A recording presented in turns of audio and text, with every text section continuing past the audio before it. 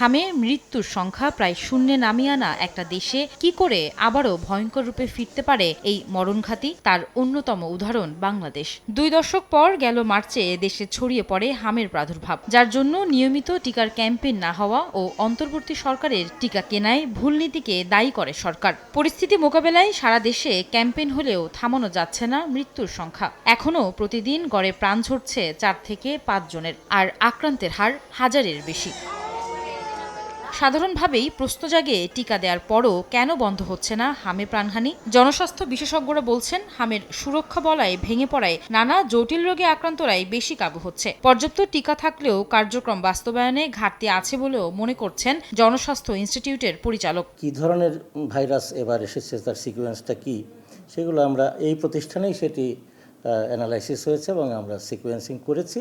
Vitamin A টার্গেটে একই age group সেখানে ছিল 2,26,00,000 মতো, এবং আমাদের হামের টার্গেট ছিল 1,82,00,000 মতো। এখানে কোথাও একটা সংখ্যাতাত্ত্বিক ঘাটতি আছে আমি মনে করি। তো এটা আসলে ওইভাবে না নিয়ে যে কারোই এটা সংখ্যাতাত্ত্বিক যে গ্যাপটা আছে সেটা আমাদের তো প্রতি বছর আবার মাইক্রো প্ল্যান হয় ইপিআই, এটা নেক্সট মাইক্রো প্ল্যানে এটা কভার করে ফেলতে হবে কোথাও ঘাটতি থেকে থাকলে।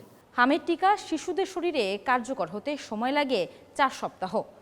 পরবর্তীতে এই টিকা শিশুদের শরীরে কি ধরনের প্রতিরোধ ব্যবস্থা গড়ে তুলছে, টিকা কার্যকর হচ্ছে কিনা এ নিয়ে গবেষণা করছে জনস্বাস্থ্য ইনস্টিটিউট। হাম নিয়ে উদ্বেগের মধ্যেই চোখ রাঙাচ্ছে ডেঙ্গু। টানা বৃষ্টি আর জমে থাকা পানিতে দ্রুত বংশবিস্তার করতে পারে এডিস মশা, ফলে বাড়ছে ডেঙ্গু সংক্রমণের ঝুঁকি। প্রতিদিনই ডেঙ্গুতে মৃত্যুর ঘটনাও ঘটছে। আইসিডিডিআরবির গবেষক শফিউল আলম বলেন, এবছর ডেঙ্গুর জিনোটাইপ পরিবর্তন হচ্ছে। ডেন 2-র চেয়ে এখন ডেন 3 ধরনে বেশি আক্রান্ত হচ্ছে। এতে চলতি বছরের তুলনায় আগামী বছর বাড়তে পারে আক্রান্তের হার। ডেঙ্গির যে সেরোটাইপ যেটা আমরা কয়েক বছর পর পর আমাদের এখানে চেঞ্জ হয়, 19 সাল থেকে এখন পর্যন্ত গত বছর পর্যন্ত সেটা ডেন 2 ছিল। এবার শোনা যাচ্ছে যে ডেন 3টা আবার বেশি হচ্ছে। হয়তোবা এইভাবে চলতে থাকলে আগামী বছর একটা বড় আউটব্রেক হতে পারে। ডেঙ্গুর টিকা আবিষ্কারেও কাজ করছে গবেষণা প্রতিষ্ঠান আইসিডিডিআরবি। আয়েশা সিদ্দিক, সামিয়া, সময় সংবাদ, ঢাকা।